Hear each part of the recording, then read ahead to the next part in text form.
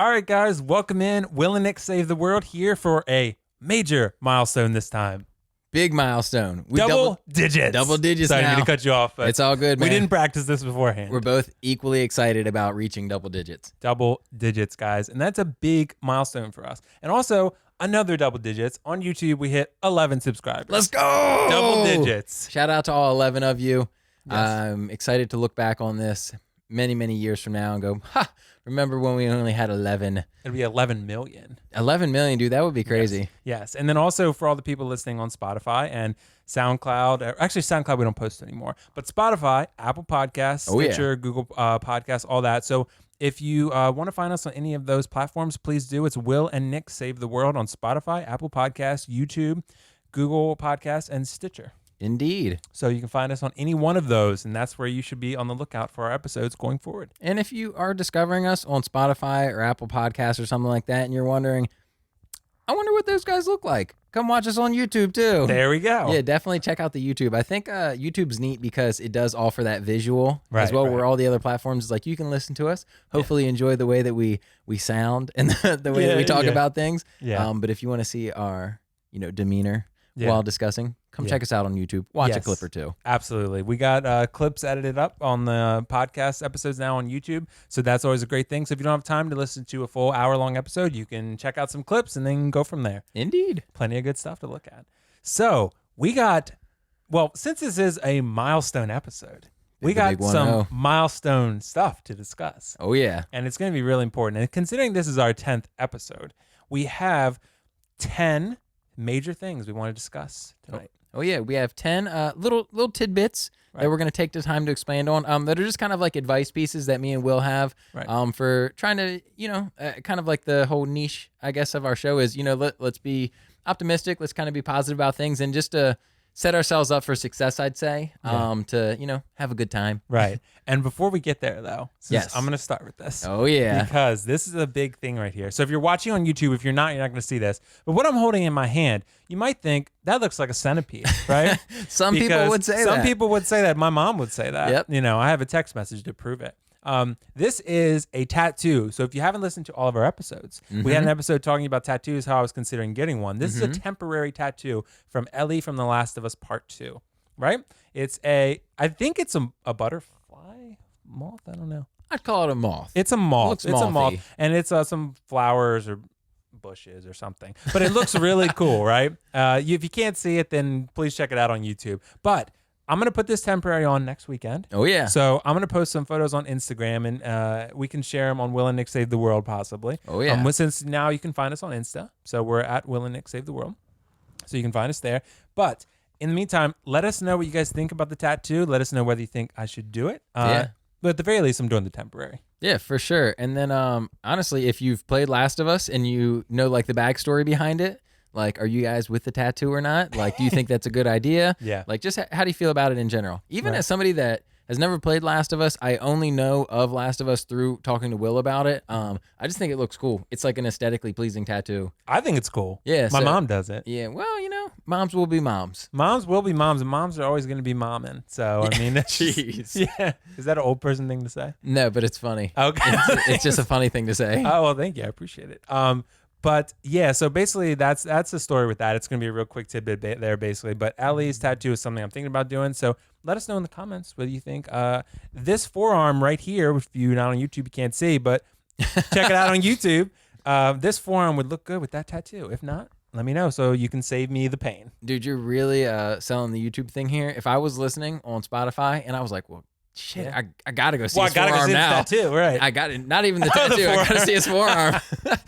Yeah, hopefully it's as appealing as I'm making it sound. All the comments next video are gonna be like, "Holy shit, that's a nice forearm." That could be the nicest forearm I've ever seen.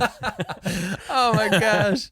Okay, so with that done, let's go ahead and jump into our main topic Yes. of the episode then. So we're going to talk about our top 10 tips for life. Yeah, just some life advice here, brought to you by Will and Nick. You know what I mean? What we do best. Yeah, absolutely. So, and we're going to start with number 10 here. We're going to go backwards. And excuse me while I pull up my phone because we both have the list on our phone. Yep. So we're going to pull up number 10. So number 10, do you want me to start with this or do you want to do it? You can start it, but Okay. what I do want to say, like we talked about ahead of time, this is like numbered, but it's Right. not like in any particular order. We Right. don't necessarily value one of these things or any of these things over the other. It's just kind of 10 things that we think are nice little bits of advice. I should have led with that for sure. That's definitely an important note to make noted here. Basically, it's not in any order. It's just a top 10 list. These are all 10 very important things. Yep. And we're gonna start with number 10. Oh yeah. Be humble. Yes. So I'm gonna ask you though. I'll go into this, but what does that mean to you? Man, being humble, I think is just like not. Just don't be like super full of yourself, I'd say. Yeah. Like be willing to kind of like step back and assess things for what they are. I think it's really easy, especially for people that are in like a position of success or, have done well for themselves to get quote unquote like big headed and to think that, like maybe that you're like better than somebody for something. But that's like I don't know, to me, like a bad quote unquote like way of looking at things and just being in life where if you can be humble, if you can kind of step back and look at the bigger picture. And honestly, whenever you have some sort of success or you get anywhere, chances are somebody helps you get there. Whether it's like a big thing, a small thing, whatever it may be. And just being able to be humble enough to say, hey, I had assistance getting to this position or doing whatever I'm doing. And, I guess being like thankful for any of that kind of stuff. Yeah, I would definitely agree. And I think the biggest thing with being humble to me is being someone that other people want to be around for an extended period of time, right? Because I think if, maybe if you're a celebrity, people want to be around you because you're a celebrity. But if you're not humble and you don't have a personality that people want to stay around, then it's great to be around the celebrity because like, oh my God, it's Joaquin Phoenix. But like, do I really want to hang out with him for 10 hours? You know what I mean? Dude, that's do I a want really him good in my point. life? So I think, no matter how much success you have, you got to, I think it's important really to stay down to earth and humble. So you're approachable. You're someone that people like. Like one of the really good examples of this is actually Keanu Reeves. Oh my gosh, yeah, he's like a saint. Is that who your mind was going to too? No, but I love that example. Yes, because he's beloved basically on the internet because and everywhere because everyone talks about how nice he is when you meet him. Yeah. Like he's just super respectful, super kind, super nice. And there are a lot of celebrities like that. I don't want to shortchange anyone else. Yeah. But he's just the first example that comes to mind. And I think, he has had all the success in the world. He's always been super great in everything. And I think he's just a good example of staying down to earth and, feeling like a human being, and someone who doesn't come across as arrogant or unlikable ever. Dude, down to earth is like a great phrase to kind of match with that. And to kind of expand on that, man, when using the celebrity aspect of it, if I like a celebrity for their music or movies or whatever their artistry might be, and then I find out later, whether it's myself or, most of the time like secondhand information that they're kind of a douchebag, it will make me like them way less. Like, for example, if it's a music artist and I'm like, man, that's a really great song. And then I see like an interview or an interaction that they have with somebody and they just kind of like blow them off, like, and really do give that vibe of like, oh, I'm too good for this, or like I'm better than this. I'm like, oh, well, you suck now, so I really don't care to support you anymore. And not to throw anyone under the bus necessarily, but this is a lot of the vibe that people got from Brie Larson. So you don't follow the Marvel movies as much, but yeah, she plays Captain Marvel. Okay. So, and there was this big thing to do with her in the beginning of Captain Marvel coming out. She had made some comments that people didn't like. And that I always try to ignore going to the movie. But a lot of her interviews, she came across as just her charisma, but felt very kind of arrogant. I would say that. Arrogant. And she didn't come across as very likable and like someone people wanted to go see in a movie. Yeah. Her movie did really well in the theaters, and that's great. But she has this air to her, I think, in some of her interviews leading up to the film that people just rub them the wrong way. Yeah. Me included, to be honest. I'm going to be honest about that. So I didn't love everything she did and, said. So... But it really just varies. And like I said, we don't get too political here. And I don't follow politics, but just some of the things she said, like, and just I think it was more her demeanor, not what she said, really. It was more so how she said it, and she just came across as very arrogant and self-centered, and just in her comments. And that's something that just was kind of weird. And I think, and this topic of being humble doesn't apply just to celebrities, right? It applies to everybody, right? So I think, and you've seen this probably, like maybe if you're working with someone and they get a promotion and now they feel like they're too big time for you. Yeah, right? That's funny. Right. So like, and if you have success, like, and people start to know your name at wherever you're working because you did something really cool, like it feels like the person changes. I don't like that. Like I like people that I know are the same person. Yeah. And I mean, I'll toss like a devil's advocate point of view in there real quick. Like, in a work example, there are like responsibilities that need to change. But you don't gotta, once again, like shit on the people that were with you and like, maybe helps you get into a position like that just because you changed titles.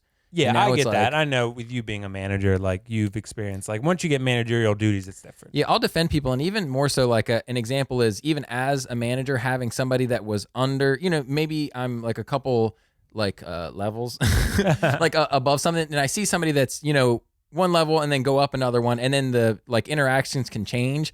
Some of that is like by design, it's got to change. Right. Yeah. I get that, just, responsibility levels. But there is a lot of it that you can try to, keep the same. And, you just because you're friends with somebody as a peer and now you're their like superior doesn't mean that you have to like shit on them now. Like that's sucky. And I think the biggest thing with this one before we move on to the next one, just retaining your core personality. Yeah. Yep. Like don't let the success change you. If you have different responsibilities, that's obviously a different conversation. Sure. But like, because you have to do different things. But if you have to be, I want to advise people to just kind of be the same person no matter what kind of success or failures you receive. Like, keep your core self. Like change and evolve as you need to, but don't come across as arrogant in that process because that's not someone people like to be around long term. I'm glad you included failures in that too. But the best point that I think you made that I really like is just be somebody that people would want to be around and hang out with. Like if you're always pumping yourself up or even if you're always beating yourself up, like it's almost like you think that your problems or your successes are more important than other people's. And it's like, nobody wants to hang around with that. No, like be open to evolving, of course. Like don't be the same person forever necessarily, but be like you said, someone that other people want to be around. That's what I try to strive to be. And that's just like what I like to tell people as well, to advise them rather. Yeah. Everyone can live their life their own way, but it's just something I like to see from people myself. Sure. Dude, I agree. Yeah. Anyway, do you have anything else to add? Do you want to move on? Nah, we'll go ahead and move on to number 9. So, all right. For number 9, we're going to say like limiting expectations. Mm-hmm. So to expand on that a little bit, I think I learned this a while back, and shout out to my girl Tina. She was the one that kind of like put me onto this. Tina. Hi, Tina. Hi, Tina. I don't know who Tina is, but Tina's one of my exes. Oh. Yeah. Hey, Tina. Yeah, she kind of put me onto this. I think I'm the only one that calls her Tina, by the way. Oh, is that not her real name? Her name's Christina. Oh, okay. But yeah, I just like to say Tina. Tina. But Tina it is. Like I think I used to like seriously like have a problem. Like I'd always like expect things to be like a certain way, and I still do to like an extent. It's like ingrained in me, but it's something that's kind of like helped me out is like limiting my expectations on things, because expectations, and this is the thing that I kind of like learned, are the root of all evil, man. There you go. Like when you are expecting something to happen, you're only setting yourself up for failure, especially like how like I guess vivid your expectations are. Right. When, I'll try to think of like a silly example real quick, but if you're baking like a pie and you've never baked a pie before and you see a photo online and you're like, oh my gosh, I'm going to make a pie and it's going to look exactly like this. Right. Well, you could still make a decent pie. And if it's not exactly like that and that's what your expectations are on, you're going to be upset with like what you had happen. So I think just kind of like rolling with the punches is maybe a way to put it. But just don't like expect of yourself. You know what I mean? You can control what you can control, but you can't control what other people do. So I think it's a safe way to like save yourself some heartache. I think you made a really good point there about not being able to control what other people do. And that's something that I've learned pretty intently over the last year, probably. Sure. Like, and it's hard. It's a constant tug of war, really, like, within your own brain. I mean, it is for me in terms of like not, being too obsessed with what other people do and what they say, because you can't control that, right? You can only control what you do and say and that kind of stuff. So you can't control necessarily. You can control to an extent how others perceive you, but you don't have 100% control of that. Yeah. So you can't worry about it really, and worry about it in the ways you can, but then go from there. But I think you make a really good point about expectations. Limiting that to an extent is important. Just I think really, and if to word it even more precisely, be realistic about your expectations. Sure. Because I think that's the biggest thing. Like you can't, especially if you're trying to do something hard, right? If you're trying to learn how to bake a cake, which is difficult for me, I'm terrible at it. Yeah, I can't bake a cake to save my life. I definitely can't. But if like say you're learning how to play the piano or you're learning to play tennis, right? Something like that takes practice and regiment and a lot of preparation. Like you can't really expect to just pick up a racket, right, and be Roger Federer, right, or Nadal, right? You just can't. So like whether you see the or like say you want to start a YouTube channel, right? Sure. And you're watching PewDiePie. Like you're like, oh, you don't have 100 million subscribers in the first month, right? Like, What? You don't have 100 million What? subscribers? Women. Why? Yeah, dude, love it. Yeah, so we're big fans of PewDiePie here, but but yeah, and I just think it's really important to have realistic expectations of what you're doing.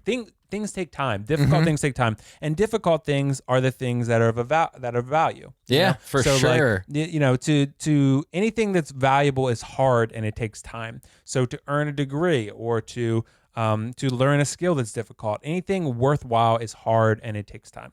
To be realistic. Yeah, I'm gonna even maybe take it a step further too. Yeah, I think it's important to be realistic in all aspects, but don't. I guess what I want to say is, you can have a goal in mind, but even like setting those expectations, even if they're small milestones, once again, dude, might set you up for like heartbreak. If you're like, okay, I am gonna try to be realistic with my YouTube channel that I'm gonna start. I want to have 10 subscribers by the end of 2 weeks. And you might think like, oh, that's a little number. Right. But and then you only end up with 6 and you're like, well, shit, man, I couldn't even get 10. Yeah. That's why I think just letting things flow and letting them happen naturally. And then you started talking about something that made me think of maybe like a greater point that I was trying to talk about is like with other people. Yeah. You really can't. Well, I guess what I want to say is don't put the expectations that you would have on yourself on another person. Okay. For example, like if I thought it's really important to do, like to park in between the lines, right? Which I do. Which is important. Extremely important. Yes. If you don't, that could be its own episode. yeah. But you know what I mean? Don't expect that everybody else is going to do that as like intensely or as intently, like as you would do it, because then when it doesn't happen, you're just going to be upset about it. So don't put your expectations on other people. I would say just understand that everybody's their own individual. They're going to do things their way. I like to try to think that people of the best in people and that they're going to do their best. But their best might not be your best, quote unquote. So don't get too worked up about it. But there are obviously exceptions to that. Say for one, talking in a movie theater. Like I am very particular about that one. So like, don't expect everyone to do the same thing. Don't talk in a movie theater, please. Okay. Because no matter what, I view it that way and you should view it that way. Yes. My gosh. I'm not backing down on that one because that is just a decency thing. Yeah. Like I paid for the movie. You paid for the movie. I don't care if you're on your first date. Like that's true. You're trying to impress the girl, whatever. You want to talk to her and you want to giggle. I don't want to do that because I want to watch The Invisible Man. Okay? Hilarious. I want to watch. I'm going on a mini rant now. Yeah. So I'm going on, or I want to watch, especially, well, for one, if you do it in a Star Wars movie or an Avengers movie, it's not going to last long because everyone's going to tell you to shut up. Dude, like, well, it's crazy. Like, I love it though. Can I spin it real quick? Yeah. Don't go to a movie and expect to be able to talk. Because the people are going to get up and boo you out of the theater. Yeah, especially in a big movie like that. If you go to opening night premiere of a Star Wars or Avengers movie or whatever like that, trust me, it's not going to happen. Hilarious, because people are going to let you hear it. They're going to be like, stop. Or like if you have your phone out, they're like, put your phone away. Like Everybody cheers. Yeah, they do. So you are made an example of. Don't be that example. Yeah, okay? That's true. So, okay, anything else to tie on to this one? I think that's good. Okay, we got a little sidetracked. It's okay. Okay, so number 8. We're on our way to number 8 here. Number 8, we have surround yourself with quality people. This one I came up with, but I think you and I are both in strong agreement on Of course. We're in strong agreement on all of them. Really. Yeah. But this one I think is really important. I think we've both found this in our lives. And honestly, that's why Nick is here now, because I feel like I've surrounded myself and he's one of those quality people. So I feel so honored. There you go. Yeah, my bar is so high. It kind of is though. It's good. It's good to have so that. Like thing. my social circle is pretty small. I'm not saying everyone has to do that. There's no one size fits all approach. Definitely not. To life and social circles. For any of these things that we're talking about. No, not at all. There are exceptions. Everyone has their own beliefs, so forth. But for me, I have a small social circle because it's hard, in my opinion, to find genuine people that you can genuinely rely on and trust. And people that inspire me, you know Definitely. what I mean? That inspire me in some way with either their good deeds and their personality and their behaviors or their achievements. And but to me, you got to be well-rounded. I like to have that social circle of people that are well-rounded, not just people that are successful. If I feel like they're not necessarily like humble or good people, I don't really keep them in my social circle. But if they are, and I feel like they are someone I can hang out with for 10 hours. Yeah. Right. That's the rule to me. The 10-hour rule, basically. I like to surround myself with people that I could, like, if I called and said, hey, Nick, I have a flat tire or my car exploded and I jumped out right as it exploded, but I'm fine. Yeah. Then I would be like, okay, please come and help me. I would be like, holy shit. Sounds like an action movie. Yeah. I was like, yeah, I'm in the new Transformers. Yeah. Yeah. So that's what I would say.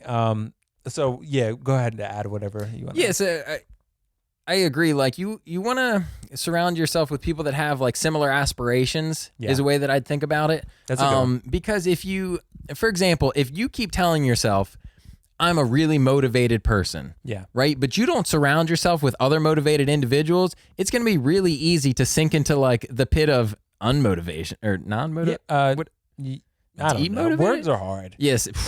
But anyway, like if you're around a bunch of people that just take their time constantly, don't get things done, chances are that's going to rub off on you. I mean, a lot of things can rub off, even just like lingo, you know what I mean? The way people talk, the way people dress. Culture is big, yeah. Exactly. That kind of stuff rubs off. So even from a mindset standpoint, like I would say like a quality person is people that want to try to accomplish the same things as you. And even from like the other side of the coin, it's like this is like a mom and dad thing that I've always learned is like you're guilty by association too. You know what I mean? So if you don't want to be associated with, I'll just stick with the same theme, like a bunch of like lazy like slackers and stuff like that, and it's like the boy that cried wolf. You're like, no, I'm motivated, I get things done. Really? Because y'all don't ever do shit.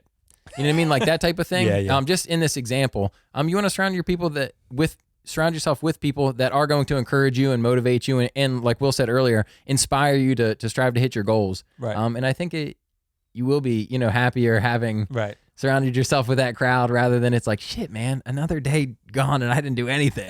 I think so too. And I think one of the biggest things I take from people in my social circle, I feel like all of the people directly in my immediate social circle, I've taken aspects of, their lifestyle or things that I like and applied it to my own. Sure. Things that I like about them that I admire, that I feel like I can apply to my own life. Maybe their way of communicating with people, maybe their aspirations and their goals, how they manage their time, how they make friendships, things like that I'll value and really go off of and be like, that person, that's really cool and I like that. And I like building connections like that. I built a lot of connections like that in the cosplay community. Sure. And the collectors. I've been like, that's really cool. And I admire like your vision, for that kind of stuff. So I've built relationships with those people. And like you and I both doing the YouTube and Twitch thing, right? The social media thing, rather. Yeah. So I think that's, partly how the podcast came together. Yeah. I mean, that was definitely, Nick approached me about it and he was like, yeah, I got this cool idea. And we just thought we'd be the perfect chemistry match. And I think it's been great so far. Indeed. So if you're listening, you might think the same. Hopefully, God. Yeah, so we are survived to 10 episodes. That's true. Yeah, we made it this far.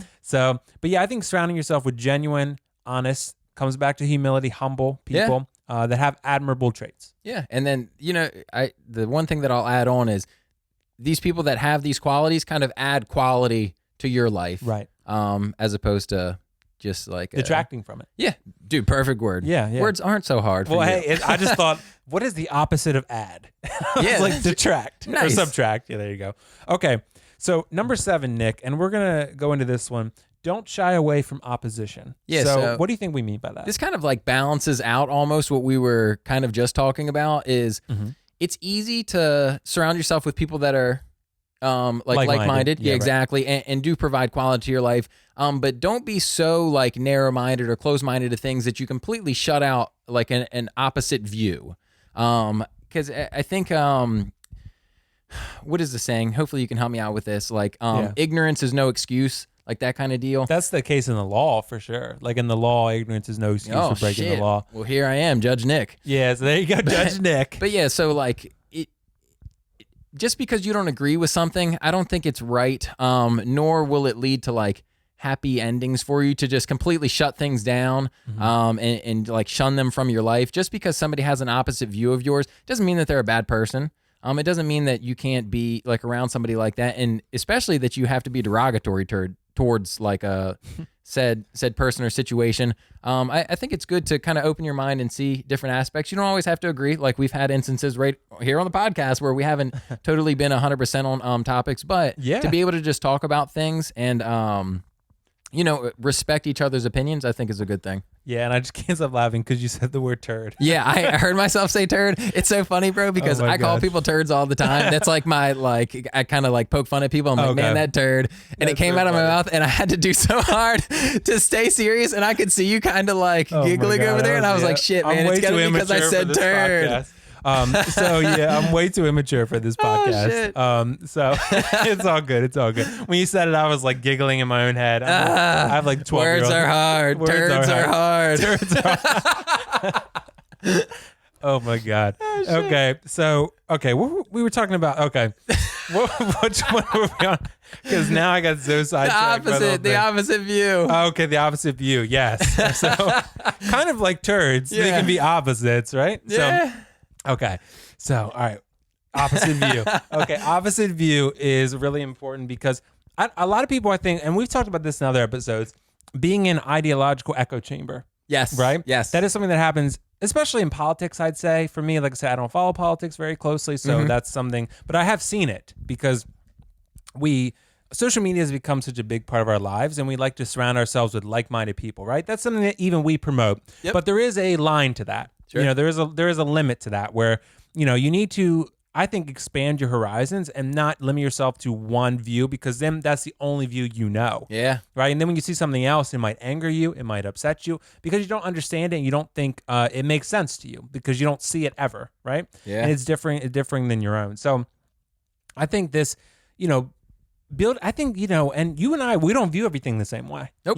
And I think that's why I have friends like that. Like I have one friend actually who I'll mention. I won't give his name out necessarily unless he wants me to, but he is a very hardcore Christian, right? Sure. And I'm not very religious. Sure. So I don't know where I sit on that, but we won't go too deep on that, but I'm somewhere in between, right? Sure. So, but he is very religious, but he and I have been really good friends for a long time, since college, right? And he is one of my best friends. He's probably one of the most genuine, nice, kind-hearted people I know, right? But we differ very dramatically in how we view the world because of his religious beliefs and my somewhere in between. So, but I think, I've never shied away from that. He hasn't either. We've always been really good friends. We've talked about the religious stuff pretty intently, actually. Never had an argument about it. He was very nice, very respectful. We talked about it. He explained his side. I explained my side. And I ask him questions about stuff like religious stuff all the time. He's like my expert because he works in and he knows it so well. So, and those are the kind of things like having friends like that have a different worldview than you. I think that's a good thing. Yeah, and honestly, what that made me think of is just kind of like seeking to understand why somebody else feels that way or thinks that way. Yeah. Can kind of help the situation out. So although you may not agree with somebody's stance, you might not agree on like how they view something, but if you can understand why they got to that, and you're able to have a cool, calm, collected conversation with somebody about it, I think that's cool. You know what I mean? It can save you from just like being upset, like, oh, they think this, and it's like that's all you see about them is they, in this example, are super religious. You're like, why would you be that way? Right. But if you can talk to somebody and you can kind of understand where they come from and why they feel that way, I think it's a nice way to still say, hey, agree to disagree, and whatever that might be, but you can still be friends at the end of the day, having differing opinions. And this happens in the opposite direction on social media a lot. Feel free to engage in, conversation, rational, calm conversation about your disagreements on topics, and feel free to make it, I think it's really important to make it rational and reasonable. So like you can have a dialogue. And this has kind of been lost to an extent, Definitely. In a way, in social media especially. It's either, for any topic, whatever the case, whatever the topic may be, it's two sides, maybe more. But here's a line in the sand, here's one side, and there's no dialogue between the two, right? So and that's always ends up poorly because there's no chance to understand the other side. But I think, one example I can give to wrap up this topic is on YouTube, I get a lot of, I get mean comments with people who disagree with me on topics, right? Some people will be like, your view of this movie is terrible. You are stupid. You don't understand it. You know what I mean? You clearly went over your head, stuff like that. But if people give me, and those comments I ignore because they're not really looking for an honest dialogue, right? They're looking to just attack me. So, but if someone says, hey, like, well, I think you might be missing this, but I'd like the review, and they don't even have to compliment me. If they're nice and friendly about it, I'll engage with them. Sure. I'll be like, okay, like I understand. I kind of thought this because of this, but I respect that. And it's always been cool and respectful. But if people just attack me, I ignore it. Yeah, I mean, I think it's always good to have a healthy debate. Right. You but can tell the intentions right away. yeah, exactly. I think it's cool to debate with, positive intentions. Once again, seeking to understand. But when you're just like blindly arguing a point, that's where, it's better to just avoid to save yourself the getting worked up over it. Yeah, so there are always exceptions to every rule. But okay, number 6, and I think we have enough time. We'll have to go through these maybe a little bit quicker, but we'll make it happen. Yeah, I think we're about we're right about there. We're good on time. This is episode 10. Yeah, special episode. Splurge a little bit. Extended edition. Yeah. Okay. It ends up being like an hour and 5 minutes. I know, right? 5 minutes extra. 5 minutes. You guys are really getting value for your bang for your buck tonight. Oh, yeah. Yeah. So, okay. So number 6 here, we have do unto others as you would have done unto yourself. The golden rule. The golden rule, indeed. That is the golden rule. And I think this ties into some of the other top 10 mentions we've listed so far. And I think for me, that's just a really important rule because don't do something necessarily that you wouldn't like having done to yourself. Mm-hmm. And of course, as any rule, there are exceptions to this. Yeah. Say you're in a zombie apocalypse, right? Ooh, I like where this is going. Like, say you're in a zombie apocalypse, right? Somebody's trying to kill you. Yeah. And you have to kill them, right? Yeah. I don't want to be killed, but I had to kill them. That's true. You know what I mean? So like that would suck, but that's a extreme. That's an extreme example. But say, say a less extreme example, right? Like say maybe you had to do something because it was part of your job duties, right? Yeah. You had to fire someone. I don't want to be fired, but I had to fire you. That's true. Right? So something like that where there are exceptions to that. But generally speaking, don't do things that you wouldn't have that you wouldn't want done to yourself. Don't treat someone terribly because because they maybe did something you didn't like, because maybe you did something they didn't like and they didn't treat you terribly, right? Yeah. So something like that. I think it all boils down to just respect on this one. I think respect is earned, but in order to get it, you should give it. You know what I mean? Don't, once again, expectations. Don't expect to treat somebody like shit. Right. And then still have them respect you and your ideas and your intentions and stuff like that. Mm-hmm. So, if you want to be treated a certain way, you should hold that same standard to yourself to treat others that way. And I would even counter a little bit for the platinum rule. If you've ever heard of this, treat others how they would like to be treated. Oh, I don't know if I've heard of that, but that's a really good rule. So I think this came into play. Working in retail so long, it's something that I got introduced to there. So the golden rule, I feel like we all grew up with. The golden rule, treat others how you want to be treated. Yeah. This is something that I learned in retail, treat others how they want to be treated, because there's differences in like culture, for example. For sure. Like I'll give a simple one. I don't know which culture lines these cross, but where like maybe shaking somebody's hand versus like bowing. You know what I mean? Like somebody, they might not want to touch your hand. Like that's something that maybe in all cultures, like, I don't want to touch you. I don't know you. Don't touch me. Right. Especially now with coronavirus. Yeah, dude. Yeah, big time. I don't want coronavirus. Don't even look at me directly. Breathe that way. Breathe that way. Look that way. Walk 50 feet that I'll hear you. Let's face the opposite direction and talk. But yeah, you know what I mean? Treat others how they want to be treated. Yeah, just text me. You know what? Just stay home. We'll talk about it over the phone. Maybe next year. But yeah, you know what I mean? Like, treat others how they want to be treated. So although for me, I might, when I greet somebody, might want to dap them up, right? But if that person doesn't want to be touched, then, I should be respectful of their wishes. For sure. And not force them onto, whatever I would want to do. So yeah, just in general, treat others how you want to be treated, as far as like, be respectful. You know what I mean? If you wouldn't want somebody scuffing your shoes, don't walk around stepping on people's shoes. Like, that's sucky. But, also be as aware as you can be of other people's boundaries. And just because you're cool with something doesn't mean that everybody else is cool with something as well. Right. Yeah. And you can't always apply your own beliefs and perspectives, copy and paste to everyone else. That's very true. Right. You just can't. So I just think it's really important to treat others. And really, it's a double rule. Like you said, the platinum rule and the golden rule, they go hand in hand. Yeah. Treat others respectfully, how they want to be treated. There are exceptions to that, because sometimes you can't always treat everyone as they would like, because especially if you're in a professional environment. Now, as a manager, you have obligations, you have duties you have to meet, so you can't always do everything that everyone wants, right? Because they bring you all these ideas, I want to do this, I want to do that, and you can't do them all, right? The employee's like, I would like to show up 30 minutes late every day. Every day. I'd like to also leave about half an hour after that and still get paid for 8 hours. Yeah, and you're like, well, that is what you would like. So. I should do it, according to Will and Nick. But, and they are, they are smart, so... Yeah. Well, we try. The smartest podcast out, I'd say. I'd say, well, top 10, right? Yeah, at least. That's topical. At least. Yeah. Okay. So, Yeah, and I think generally speaking, I think that rule kind of speaks for itself. Just be good to other people and be yourself. For sure. And I think that kind of flows nicely into our number 5 is something that we embody, I think, every episode is don't take yourself too seriously. Yeah, it's absolutely. So do you want to start with this one or should I go on? It doesn't matter. All right, you go ahead then. Okay, yeah. I mean, I think just being able to laugh at yourself and just not take everything super seriously, it's important, man. Like if you allow yourself to get super worked up over everything or you take everything really personally, you're just going to set yourself up for a bad time, because even though I'll go to our collections, I think is a good thing that we can talk about. Will has a collection of these like figures, these like A1 grade A figures, these collectibles from like movie characters. I always love how you intro that. Can you say grade A? I don't know perfect. what I'm supposed to call them exactly, but I know perfect. that they are quality. They're like top of the line. You know what I mean? Like they don't get any better than the ones that Will has, right?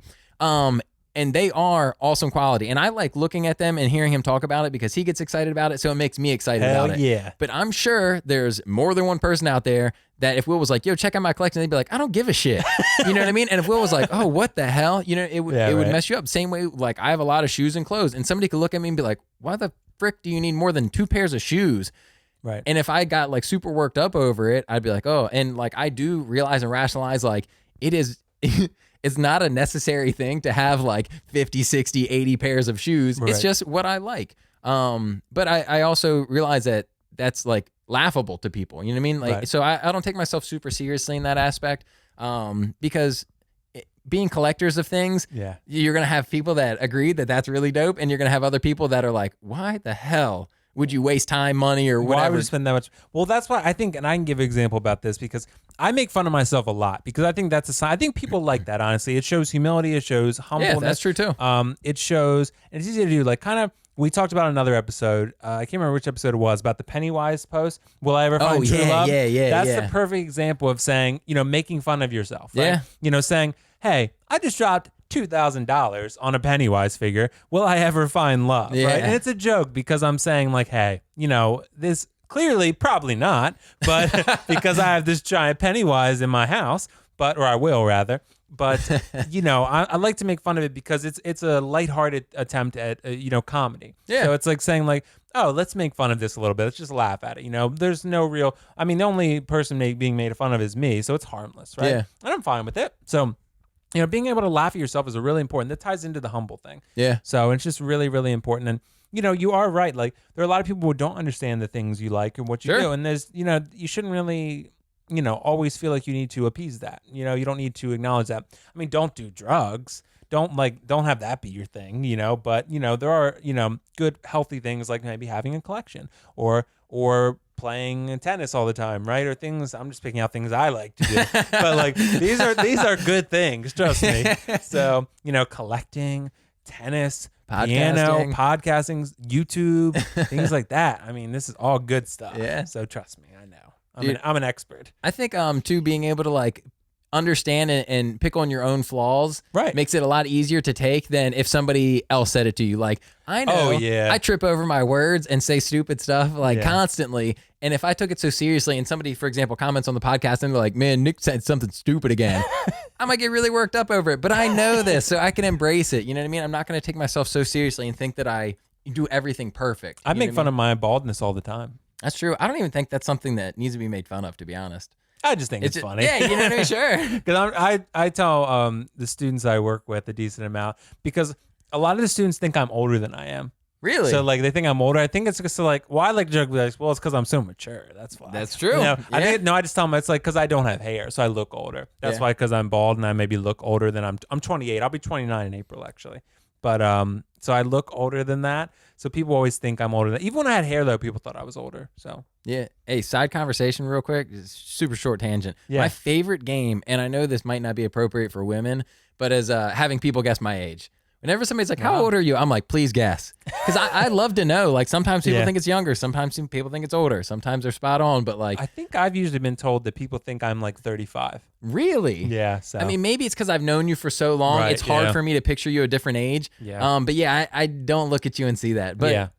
I mean, that's People why you always ask think these I'm older. questions. Yeah, exactly. So, and I think that's always an interesting question to ask. But yeah, don't take yourself too seriously. Like, be able to, I think being able to laugh at yourself is really important. I think one person who's mastered that really well is Kevin Hart.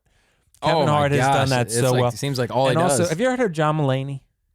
He's a comedian, really, really good. Yeah? You got to watch him. He's Okay. really good at making fun of himself, and that's just something that I think they both do really, really well. Even Chappelle does it pretty well, actually. Yeah. All the great comedians really do it, and they say, laugh at their pain, so to speak, and it's not really pain, but laugh at their own missteps and misfortunes, right, so forth. And I think it just shows likability. Yeah, That's what I agree. Yeah. So, okay, let's move on to the next one then. Indeed. Show humility, be yourself and, be able to laugh at yourself. Oh. Okay. And also, treat yourself.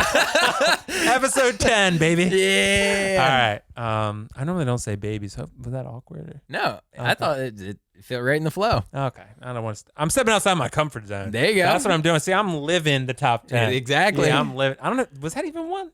Maybe. It ties in. I forgot the list as soon as we put it down. That's why we're checking our phones to make sure that we don't skip over one. Yeah, so we don't want to skip over any. But treat yourself is really important from Parks and Rec, actually. So shout out to Parks and Rec. Yeah, I mean, you got to be able to indulge from time to time, I'd say. Right, you do. You got to do it to stay sane. Yeah, and I'd say that's probably the best way of putting it, man. Just to stay sane, I think regiment is really important, and it can help kind of guide you and make sure that you stay on task and on time with certain things.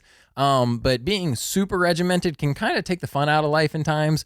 The first example that comes to mind is when people are on a strict diet. That's why they encourage you to have a cheat day. Yep. You know what I mean? Because if every day you're just eating chicken and rice, you're going to be like, holy shit, looking at chicken rice 3 weeks out, and you're going to be like, oh my God, I can't do this. But, maybe you have a cheat day and treat yourself to a nice pizza pie or some ice cream or whatever it is that you like. Or going back to me and Will's indulgences, it's always collectibles or clothes. But, it is nice to treat yourself and enjoy life's pleasures. Speaking of that, we're going to hit on that at the end, some collectible updates. Oh, yeah, we always do. Well, we talked about the tattoos. That's kind of something. Yeah. But you're absolutely right. I think splurging and treat yourself when you can. Make sure your bills are paid. Definitely. Make sure there's heat in the house. Definitely. Make sure there's food on the table, right? So make sure that is your priority also. Make sure your kid is dressed and well fed. But, if you have some money lying over that you have that you can use on things, do things that make you happy. I mean, buy things, buy collectibles, buy clothes, go to the movies, go on a vacation. Mm-hmm. Things like that make you happy. That's something you enjoy. Have fun in life. You can't take it with you. Right? YOLO is a good mindset, right, for a lot of things. So try to, treat yourself and do things that make you happy, right? Yeah, and within reason, of course. Yeah, always within reason. Yes. Don't. It should go without saying. If you only have, $100 and you're like, well, this $100 could go towards my bills, or it could go towards this blank. Maybe bills first. Right, bills first. But dude, I look at that kind of stuff too as also like a motivational tool. Right. Like if I want more of this stuff, I'm gonna have to keep grinding. Right. You know what I'm saying? And I would assume, I don't know, because I've always treated myself and I've always been a collector of things. Yeah. But just trying to put myself in the headspace of somebody that maybe doesn't, it might be hard to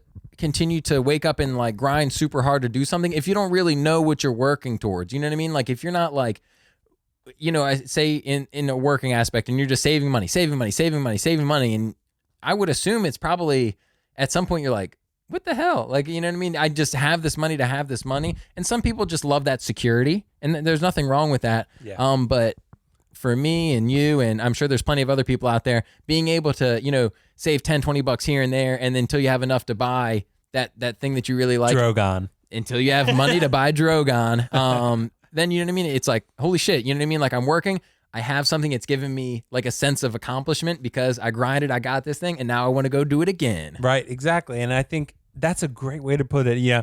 Having that the sense of accomplishment and a reward for your work. Yeah. Right? That is the biggest thing. And I think that is something I like about collecting because, I do spend the money on collectibles and I get to open it. I'm like, this is a reward, treating myself for the work I've done throughout the week and throughout the month, year, whatever, and doing the grind and working through things like that. I do that actually too with my YouTube money. Yeah. So I don't make that much, but if people were ever curious, I have about 2,500 subscribers.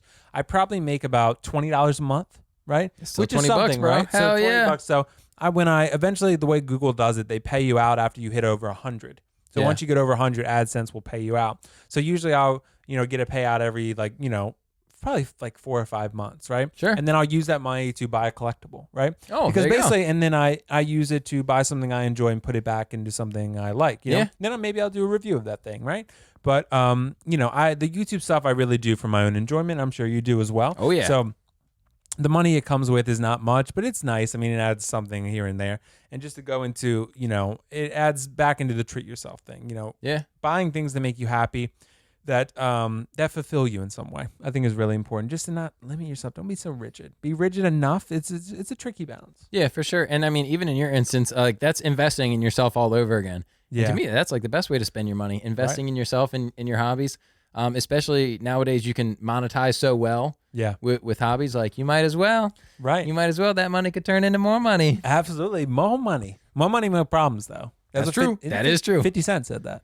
I feel awful Someone not like knowing that. this. I'm sure there's many people that have said it, but I think the original, God, we might get fried in the comments.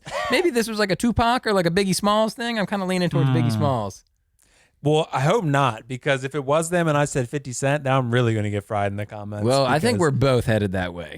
So, well, it's too late now. hey, so. we can't take ourselves so seriously. There you go. Be able to laugh at ourselves. We can only be experts in so many areas. Well, you listen to rap, didn't you? Yeah. I don't listen to. I listen to it some. I remember I said I like Little Dicky. Yeah, dude. I've gone through phases, man. Not to get like super sidetracked, but now I'm much more on that like alt rock kick. Oh, okay. Dude, I like. So that's why you like that like band Camino. Yeah. They're kind of alt rock, but they're more like pop rock, I'd say.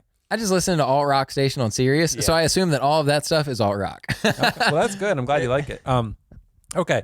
So moving on to the next one here, we are actually on number 3. Ooh. So number 3, Closing don't in. resist change / be adaptable. Yeah, definitely, man. It's the world that we live in, especially with technology, man. Things change so quickly. They do. That if you just kind of like sit there and you want to be stubborn about things, a lot of stuff is going to pass you by, and then chances are you're going to have to adapt eventually, and then you're going to be super far behind and be frustrated with things.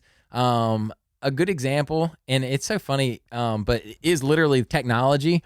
Like kids, that's all they've ever known is this technology, so they're really good at it. Whereas, I wouldn't say us necessarily, because we've pretty much grown up with technology too, but maybe like our parents and definitely grandparents. It's like, holy shit, I don't know how to use a cell phone.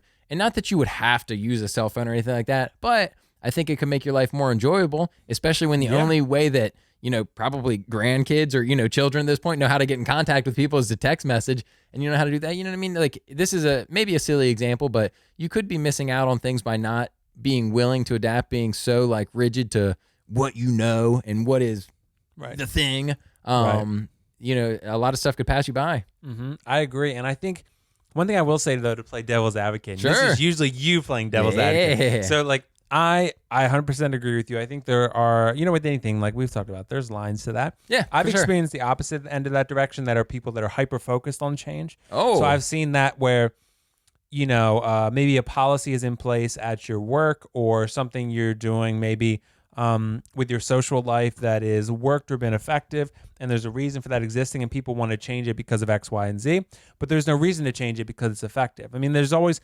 different mindsets, because there's some people that say, well, you don't know, maybe it could be better, right? True. It could be better, but True. I tend to be a little bit more conservative in that approach, saying like, if it's working, why change a winning formula, right?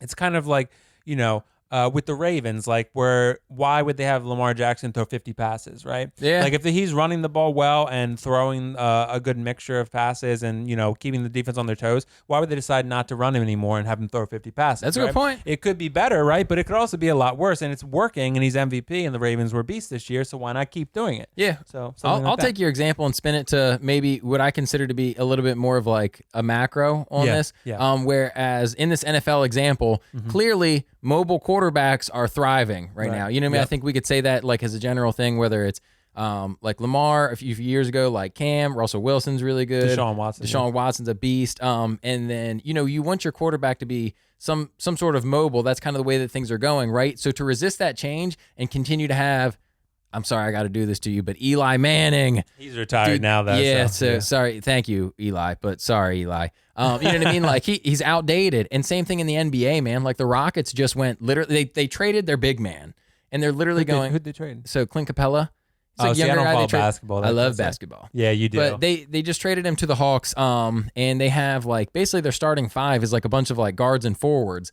And but Right. it's because the NBA is getting a lot more fast paced, a lot more like athletic based, a lot Right. more like 3-point Like shooting. the Warriors, yeah. Yeah, exactly. The Warriors kind of revolutionized like the 3-point shot. And if you're still like thinking like, oh, I'm just gonna have the biggest guys out there, you're gonna get mollywopped, and you're gonna be upset when your team sucks Because they're going to be jacking up threes while you're trying to get in the paint every time. Exactly, and you're gonna be trying to guard them out there at 3, and they're gonna be like, Right. haha, I'm so much smaller and faster. Whoop, whoop, Right. whoop. Yeah, and they'll just be killing you. Yeah. So the league has gone small, it seems like, for sure. Yeah. It's a real, I mean, it's been a guard league for a little while now, guard and forwards, I guess. Yeah. But the agile forwards, like the adaptable ones like LeBron and Giannis. Yeah, Giannis is a great example, but you Yeah. can't find that guy everywhere. No, he is a freak of nature. Quite man. unique. He is I think he's going to be one of the best players of all time. I think He really could be. I think he's been amazing. But so anyway, on the NBA sidetrack there. Yeah. So yeah, I think, it's just really important to go into a lot of these things, because these are, I think, lessons that maybe people forget from time to time. Yeah. And that I think are really important just to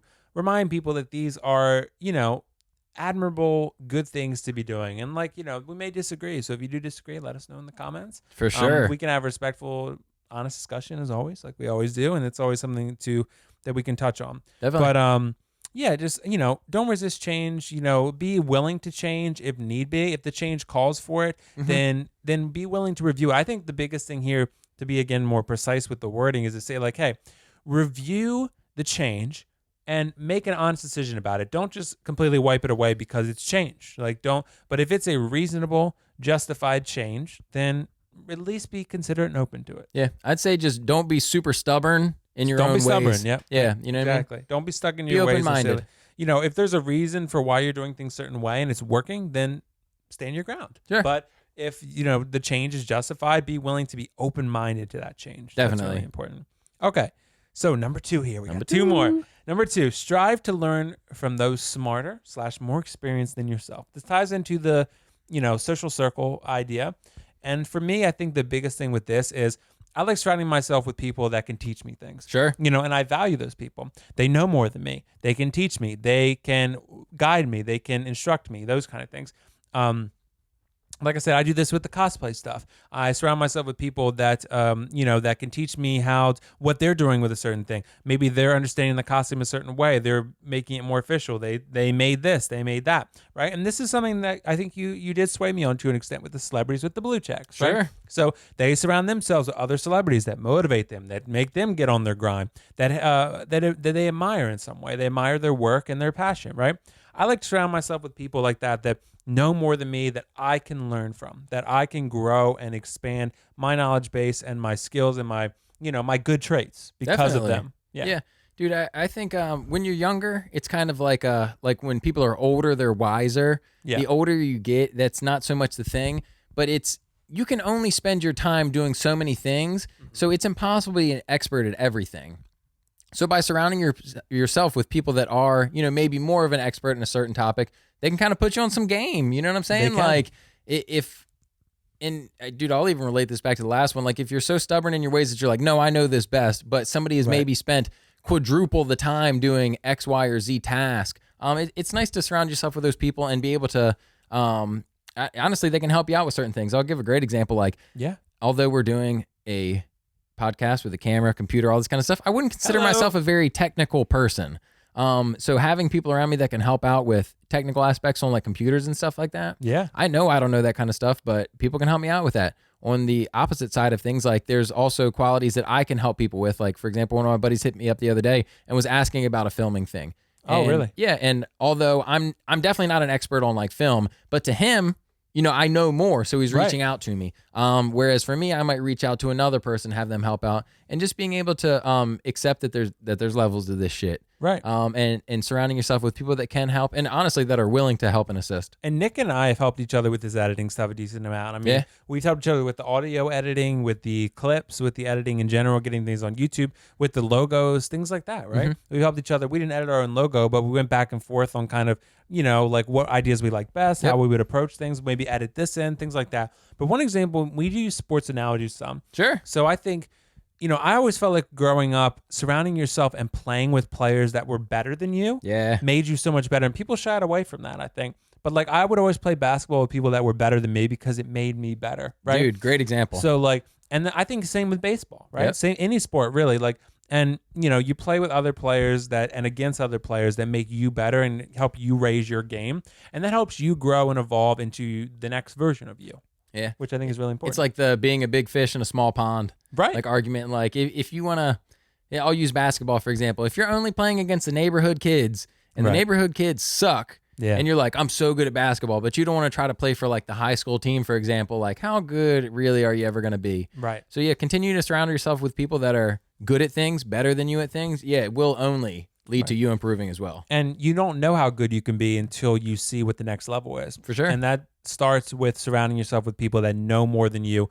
And this comes into being humble, realizing that you might not know everything, right? Yeah. You might be an expert in your field, and that's great. But surrounding yourself with some people that can teach you something, right? That you can learn from. Like I said, I like to learn something from all of my friends and my coworkers that I value, right? Yeah. They can teach me things. I rely on their expertise, and I like being around them because they have knowledge that they can that I can take with me. Yeah. Which is really important. Dude, definitely adds value. Yeah, absolutely. Okay, then. So we're on to number one. Number one. That was a nice drum roll. We're hyping it up, although, once again, no particular order. This just happens to be the last one. No particular order. So this isn't like, number one. This is the number one piece of advice. The number one piece of advice. You stayed for the whole thing. You get rewarded.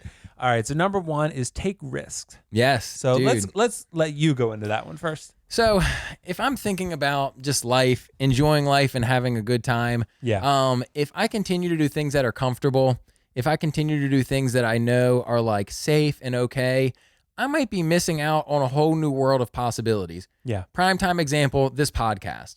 I could always fantasize about wanting to do a podcast and think to myself like, oh man, I'd be so good doing a podcast. But you never know until you go out and try something. And it's taking a risk. You know what I mean? Like, we're putting ourselves out on the internet. Right. We're putting ourselves and our opinions and how we feel about things on the internet up for praise, but also ridicule. Right. So we're taking a risk by doing that. And we could have very easily both been sitting in our lives and said, nah, you know what I mean? I'll spend that time doing something else, or I don't feel like doing that. But we're taking a risk by doing that. I even, took a big risk from living over, working a full-time job, making X amount of money over on like I don't know if people outside of Maryland will understand this, but we call it the Eastern Shore and the Western Shore. Right. But on the Western Shore and saying like, you know what, I'm just going to stop all that just so I can go back home, spend more time with my family, help out with certain things, and, completely take a different path. And I'm not saying, well, hold on, let me clarify real quick. I've enjoyed it. You know what I mean? I've enjoyed that risk that I took. I could have kept doing the same thing, the thing that I knew was safe to do. I knew, hey, I'm going to make X amount of money each week. I'll be able to live in this nice of an apartment, afford this nice of things. And I was like, you know what? Like, that's cool, but it only made me so happy. So I wanted to do something that I thought would bring more actual value to my life, being around friends and family and loved ones. Yep. And there's going to be instances where people take risks and they hate it. However, you're never going to know until you try. Right. So I would encourage people to take a risk, man, big or small. Right. Absolutely. Take small steps, baby steps if you need to, but those risks are important to take. And, take calculated risk, I think is a really good thing. Saying so you've done your research, this might be a little bit of a risk, but you have an idea that this might work, right? It's not a 0% chance of success. Yeah. Like me right now, I'm going to go try out for the Warriors, right? Like I'm not going to make it, right? So like that's a 0% risk right there because I'm not going to make it. But if I say, hey, you know what, I'm going to go maybe play piano at this restaurant, right? Sure. I know how to play piano, right? Sure. So I could do that. That's a little bit of a risk because I don't really like playing in front of other people. I have done it. I did it for about a year and a half, actually. Yeah. But it's always been stressful for me, right? And I don't love doing it. But it's something that's a calculated risk to an extent because I have that skill. I can do it. Things like that. And stepping outside of your comfort zone a lot of times is really important because a lot of times we can get in our own isolated bubble, right? We can get in our bubble and we don't leave that because it's safe, it's cozy, it's comfortable, right? But we can step outside of that and we can take those risks that make us grow. So I can just say from my YouTube experience, I've been on YouTube for 4 years now, a little under. Yeah. So I started in May of 2016. So that'd be about 4 years, right? And I started just wanting to do movie reviews, and I've done collectible reviews and other things like that. And, I did take a risk because I had the skills, kind of like you, Nick. I mean, I had the skills where I had editing and camera stuff because I did photography. So I had the camera. I went out and bought the gear I needed in terms of lighting and equipment and stuff like that. Yep. Took a risk on myself and said, hey, I want to start making videos. I want to put my voice out there for movies and collectibles, right? I want to do that. So I took that risk, and I feel like it's been very rewarding for me. I mean, it's not always successful because, even now I might post a video, right? I might get 40 views on it, right? To some people, that's a lot. To me, if I have 2,500 subscribers, I'm not necessarily satisfied with that. But it does happen, and you're going to get bumps in the road a lot, right? And sometimes people are going to value what you have to say, and sometimes they're going to hate what you have to say. So I've gotten plenty of reviews where people hate me. So and it happens, right? But it's a risk that you take because it's something in pursuit of something greater, right? It's pursuit of self-fulfillment and self-growth. And stepping outside of your comfort zone and providing something of value to others that you think you have to offer. Yeah, and then also just from a personal standpoint, like it's to avoid having those regrets as well. Right. That's something that I think about. And it's so cliche, but you hear like well, I don't know if I've actually heard this happen or if I've like heard secondhand, but like older people saying like, "Oh, I wish I had done this. I wish I had done this. If I could go back and change anything." That's like a regret where it's like, "Oh, I wish I would have taken more chances." And I would say now to anybody, I mean, honestly, of any age, like if you're thinking about doing something, give it a try. Like Will said, calculated.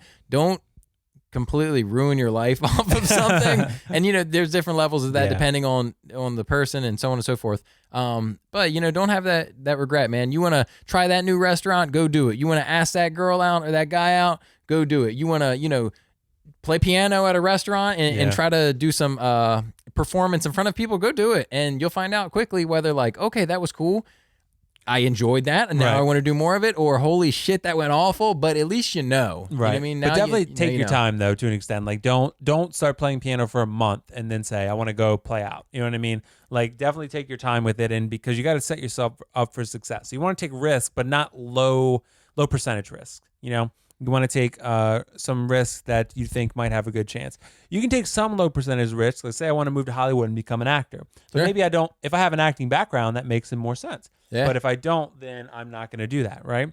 So I think that's what that ties into, really. Just knowing yourself and not taking dumb risks, for lack of a better term. Taking some risks that, have at least some chance of success. Dude, I would even argue with you a little bit on that to say, like, even in the example so don't like play piano for a month and then go try to perform. Even if you did, you would then find out, hopefully, that holy smokes, I need to practice more. You know what I mean? It would teach you something. Well, I can just tell you, I mean, unless you're like really, really talented, if you've been playing for a month, you're not ready. I mean, you're like barely playing with like two fingers. So like, I mean, you're just not, because like, unless you're just, I mean, there are exceptions to that. Like I said, I'm not the world's most talented musician. I can only talk about my own progress and what I've seen. And my teacher always told me that I made faster progress than anyone she's ever taught. And that was not because I was Liberace. It was because I practiced so much. Like I practiced 2 hours regimented every day. And that's why I got good fast. I was probably pretty good in like 7 to 8 months. But still, I don't know if I was ready to play out then, because also too, you gotta, like when I used to play out at restaurants, I had to fill 4 hours of time. 4 hours. That's a lot of songs. You know how many songs you have to play? Like I took maybe about a 45-minute break in there somewhere, but say still 3 hours, right? Yeah. 3 hours worth of material. I had about 45 to 50 songs memorized that I played. So in a month, you just can't do that. So it's like, it's not, a lot of people use sheet music. I use sheet music to read it, but then I would memorize the song and then I wouldn't really use it to play the song. I feel like that's better anyway, because you actually feel the song when you're playing But a lot of people though don't do that because memorizing the songs takes a lot of time. But for me, I had to practice them for so long, they just became muscle memory. Yeah, you know? Like I knew how to play. I had to practice so many times to get it right. After a while, I could just play it. So, but yeah, so like something like that, like where it takes, like say I started playing tennis 2 months ago. Like I don't want to go try out, for professional tennis because I'm probably not ready yet. You know what I mean? Something like that. It would give you a realistic viewpoint though of where you stand. But you also don't want to like set yourself up for failure. Especially if maybe you have to pay for the tryout. It's like a $2,000 tryout or something like that. It's like, oh shit, I'm about to be down a couple grand. I think it's good to use good judgment to be like, hey, and say you've been dating someone for a month, right? Sure. I really like this girl.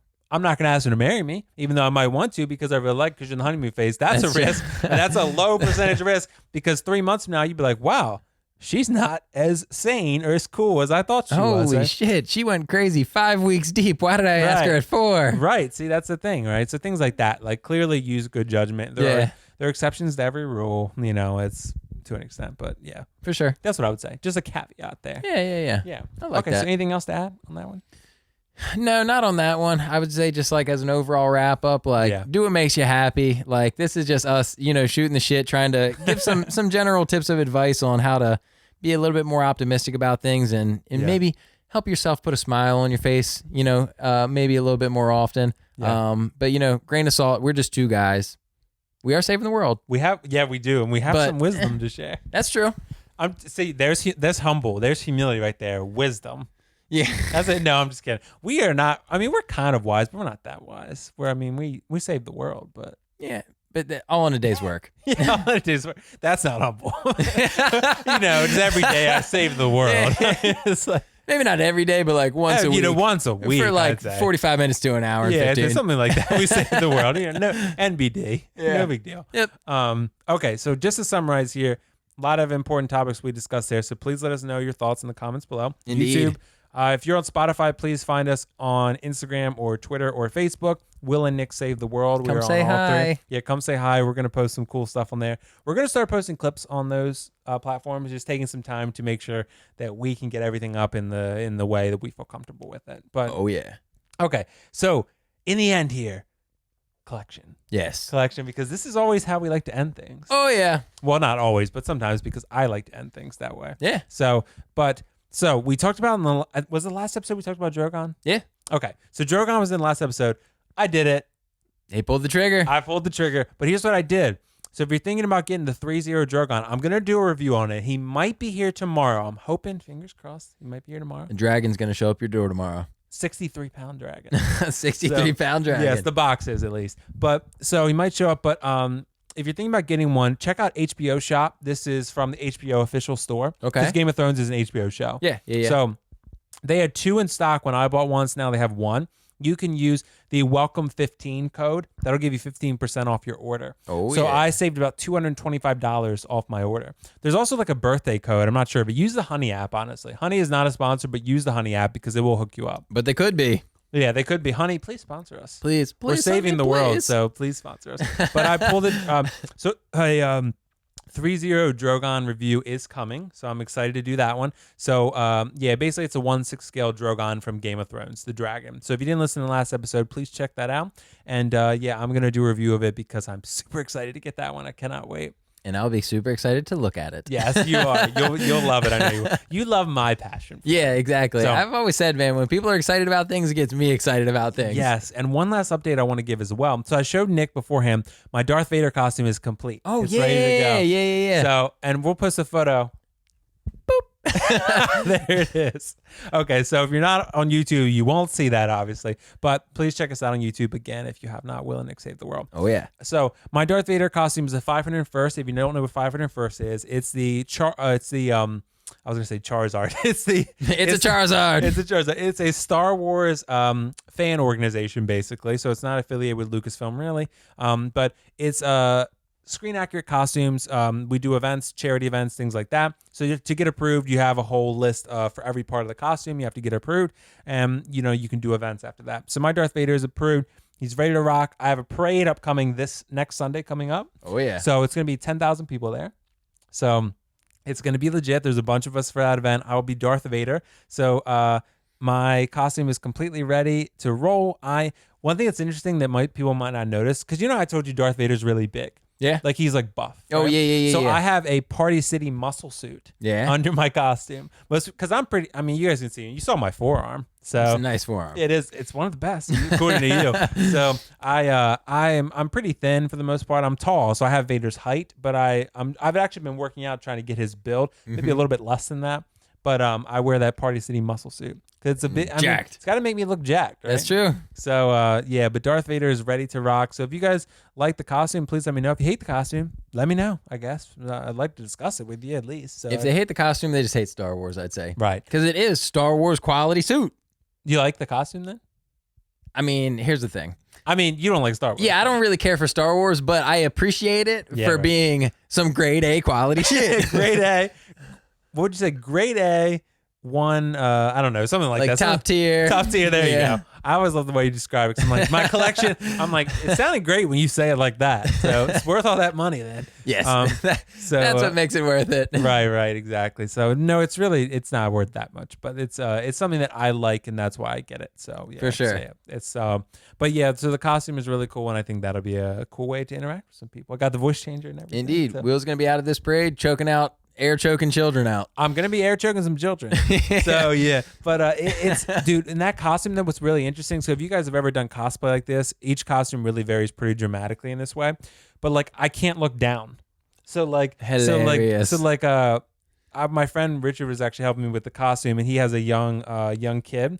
So like, I was interacting with him, and like, he was on the floor, so like, I can't see him because he's on the floor. So like, I have to back up so I can see him. You know what I mean? Oh my so like, gosh. but like the helmet, with the chest armor, you can't look down. So it's like just a real practical concern. So like, it's just you can look left and right. The vision's not great in it anyway, but you just like, there's no looking down. That's so funny. Yeah. You like accidentally like run over children I'm because you can't see them. punt a kid on accident. Force punt. Yeah, exactly. So, but anyway, okay. Let us know what you guys think in the comments below about everything we talked about in this episode, about the costumes, about Drogon, and of course the tattoo, because I want to be posting that on my Instagram. So Will_Foxification. Oh yeah, socials will be linked in description. They will. Nick's IRL. Yeah, Nick's IRL Games. Come say hi. Come say hi sometimes. Yes, Nick streams on Twitch quite a bit, so please check him out there. Every day. Yes. So, yeah, feel free to drop any questions, anything else in the comments below. Anything else you want to add? Have a great day, guys. Have a great day. Have a great life. Thanks for listening. Have a great week. All of that. Yeah. Let's just be great out here. Yeah, let's be great. That's rule number 11. You got a bonus tip for sticking around the whole time. Yeah, wow. Lucky you.